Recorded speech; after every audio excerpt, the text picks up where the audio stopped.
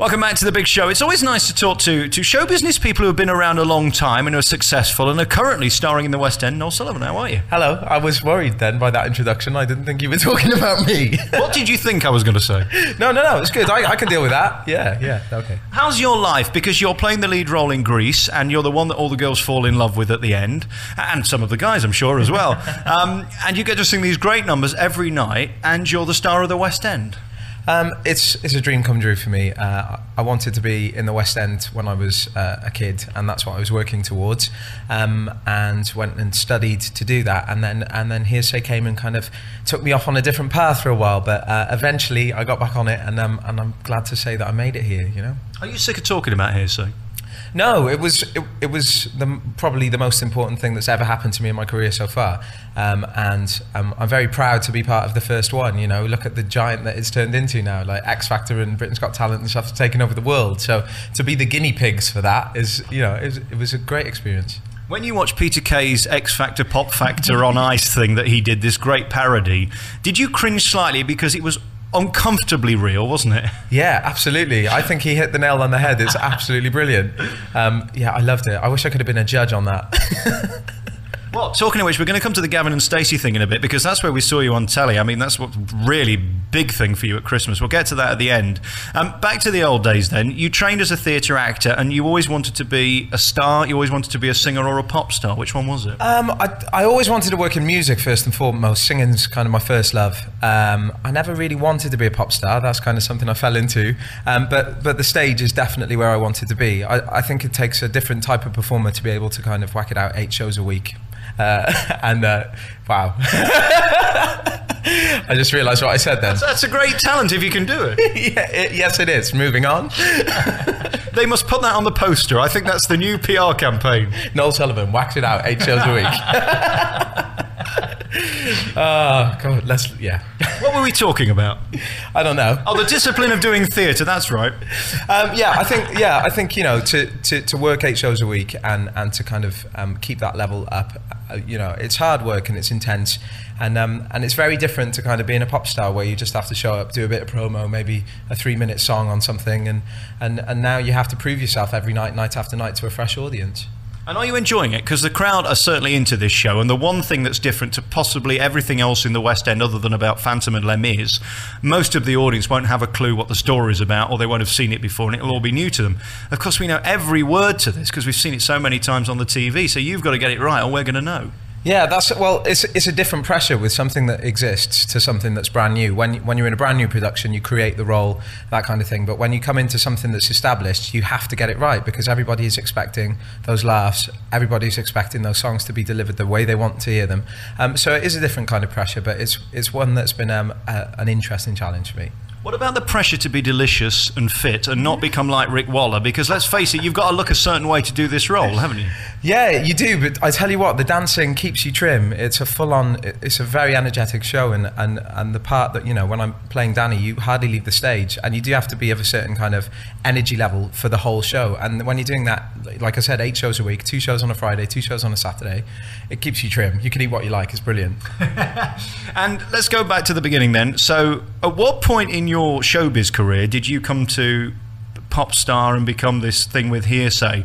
Were you already an established guy? Because I know you were doing the clubs and things like that. This was already going on, wasn't it? Yeah, prior to Hearsay, I'd just finished my A-levels and I took theatre studies and music and that kind of thing. And then I went out to Ibiza to work for a couple of summer seasons, kind of work in the hotels and clubs over there. And then when I came back, I was applying to university to go through the kind of traditional route of a master's or a BA in performing arts. And then, and that's when there was an audition for Pop Stars in the local paper. And because I'm from Cardiff, there's usually, before this kind of show, there wasn't a lot of regional auditions. You'd always have to come to London. So I just went along to see what it'd be like, get the extra experience, and then it changed everything. And I suppose it's like being the first one on Big Brother or the first one on anything. When it's new, you didn't know about the PR stuff that they do now. I mean, you were just going to turn up for this thing that could have been nothing or everything. Yeah, that's the thing. And what was lovely about our one is that you can never replace that naivety because nobody knew if it was going to work. The record company, the TV company, certainly not us kind of 5 kids from nowhere who knew that it was going to turn into what it did. And I think it took us all by surprise. So remind me who the judges were, because it's changed so much. You all came in singularly and then ended up as a group.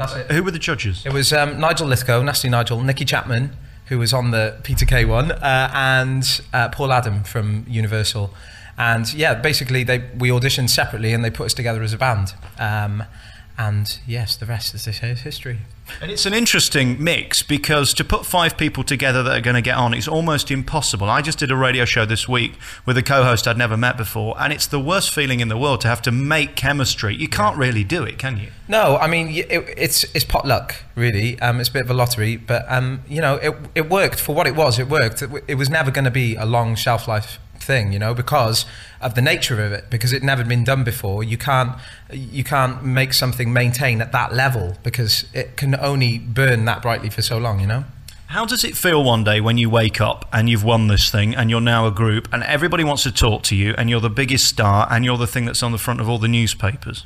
That's weird, and it literally happened overnight as well. The day that it happened, on a Saturday night that the final 5 were announced, and we woke up on the Sunday and everybody knew who we were, and it was very, very peculiar. And I was at like 20 years old from Cardiff. It was a trip, you know.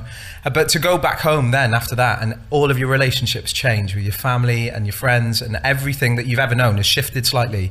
And getting your head around that and kind of adapting to that was a big ask. But you know, you have to. There's no other option, really. Do people immediately presume that in that period between winning the show and becoming in Hearsay you're a millionaire, and that you're suddenly this different person that's flying first class around the world? Well, I think yes. No, people assume that just because you won a talent show that you're rolling in the cash and that you're going to suddenly turn into this pretentious diva, and it's not like that. I found it was more people's perception of you that changes than your perception of everything else. So it's more people putting it on you than it is yourself. So you could do anything, and because in their head they expect you to act like that, then that's what it turns into. I mean, it's all been worth it, because you wouldn't be here today, no question, if you weren't in that. Maybe you would, maybe you wouldn't. I doubt it. I think it's you can never say, because I found that being in Hearsay has actually been a block in certain areas of my musical theatre career. I wasn't seen for the big roles for ages, because people automatically think because you're a pop star you can't sing. You know, so it really, I've been touring regionally for about 6 or 7 years now, earning my stripes within the industry, and now I've made it into the West End. But I think I've gone about it the right way to build a proper career, as opposed to just walking out of the back of the Hearsay and going straight into a West End show, because then I think the pressure would have been ridiculous. As for the group itself, is that profitable? Can you make money being a pop star? Because I read stories about S Club 7, and they reckon that in the 2 years that they were touring and doing everything, they made about 15 grand each profit. Right. Well, I mean, I suppose it depends on the deals at that time, but, you know, manufactured pop is manufactured pop. Unless you're writing the songs and penning the things yourself, then you're probably not making the money. So where does the money come from then? How do you go from that and live the lifestyle that you need to protect yourself? Because when you've got these photographers following you all day, how then do you live that life? Is it all given to you from the record company and then you just carry on as you are? Do you know, I don't know, because my experience in it was completely different to most people's, really, because it was so short-lived. And then I went back and I literally kind of just got back into my work, and I didn't live that lifestyle. So I went from like this celebrity boy back to just doing normal stuff, going to the local pub and working my gigs that I needed to make the money come in and pay the bills. You know, it was never like, oh God, I'm in a pop band, now I have to eat at the Ivy every lunchtime. What's interesting about you as well, you get referred to quite a lot, and that's nice. You kind of became the name, and in some cases the joke as well, but I don't have a problem with that, because as long as they're talking about you, it means you're still current. Yeah. How does that feel when you switch on Coronation Street or something and they're talking about Noel from Hearsay? I don't know. I mean, like, for Gavin and Stacey was like that for me. When they mentioned me in the second season of that, I nearly choked on my tea when I was watching it, and I loved it. It's nice to be kind of seen. I think there was a bit of a backlash after Hearsay had finished, and then eventually over time that's turned into quite fond memories for people now. People go, actually, that was a good time, and it was the turn of the millennium, and you know, that was the thing, and yeah, so it's cool. It's cool to be mentioned on stuff like that. And then, of course, the papers want to know everything, and they want to pry into your private life, and they want to find out everything you're doing. Are you happy to pay that price to be here today? Because it can't be nice, again, when you read the bad stuff. We all want people to say nice things, but when they're knocking on your doors and taking pictures through your windows, it's not nice. Yeah, but then that's past. It was only for a short time. That period, I went through it, and it wasn't nice, but then you come out the other side and you learn more about yourself. You know, I'm fully aware of who I am now, and things that would scare me back in those days don't anymore, because I'm not a kid. You know, it's an amazing experience, and I'm kind of glad that I went through it, because it's taught me more than any university course or any job could ever have, you know. For those who can't remember, name the 5 who were in the group. There was Myling Class, Kim Marsh, Suzanne Shaw and Danny Foster. Was there a hierarchy within the group that you knew she was the best or he was the best, or was it not like that? No, it was never like that. We were all there for our voices and our singing abilities, and I think as proves now with what people are doing career-wise, people had different ambitions for what they wanted to do, and they were always hungry for it, you know, but on different levels. And I think the higher your hunger, the further you're going to go in that respect. But, you know, it also takes a little bit more time. People always say, oh, what happened to Danny? Why are you not doing anything? And you just think, because we're not on the telly all the time doesn't mean that we're not working, you know?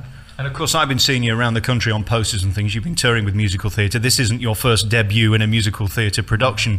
What a feeling, and things like that you've been doing.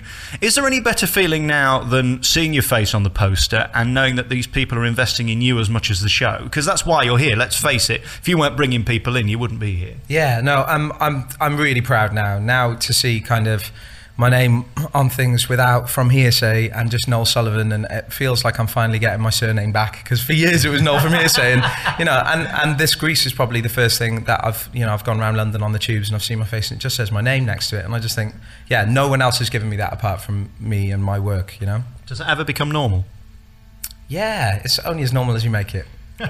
Well, this is odd, isn't it? Being sat on a tube and she sat that side and you sat that side and you're looking at yourself on the thing. Yeah, but then, you know, I don't wear my quiff to work, so thankfully nobody recognises me.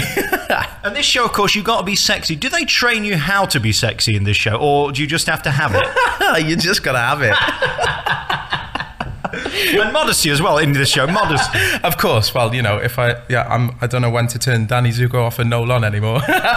And is it fun between you all? Because, I mean, this is a very relatively small cast, yeah. And it's a young cast as well, it's got to be. And you're all playing studs and they're meant to be hot and attractive and you're all after each other. Yeah. What is it like backstage? Does that sexiness go back into the dressing rooms?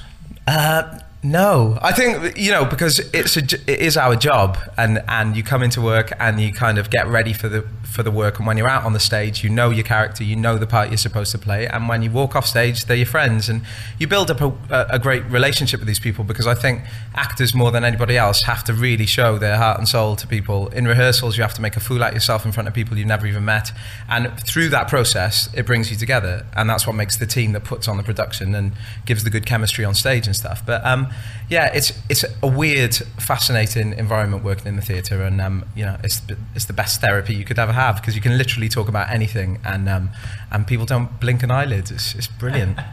And very finally, when you come on stage, it's a very quiet song initially, and there you are, you have to shine. What goes through your mind as you know you've got to go on and perform, and people are going to judge you within a second, because if you hit those notes badly, let's face it, you get off to a bad start, it ain't going to go well, is it? But you know, I've tried to forget about that every night until now. you just have to, you know, the thing is, you can rely on me to make yourself feel better. No, that's brilliant. You know, basically, you just have to give it from the start, from the minute you go on the stage till the minute you walk off it, and whether they judge you in the first 2 seconds or whether you convince them over the 2 hours, that's my job, you know. All I can say about this production is it ain't the greatest show in the world. It ain't the greatest production in the world, but there are songs that we love, and it's a story that we love, and for you, it seemed very natural. Your voice seemed comfortable, and I don't like feeling nervous in a theatre. And you know, when I see headline names and I watch them, sometimes I think, are you going to get there? Yeah. And it seems like this was built for you. I mean, this is a part that you can do easily. How difficult is it? It's hard work, yeah. I mean, the hardest thing about musical theatre is convincing people that it's easy, you know.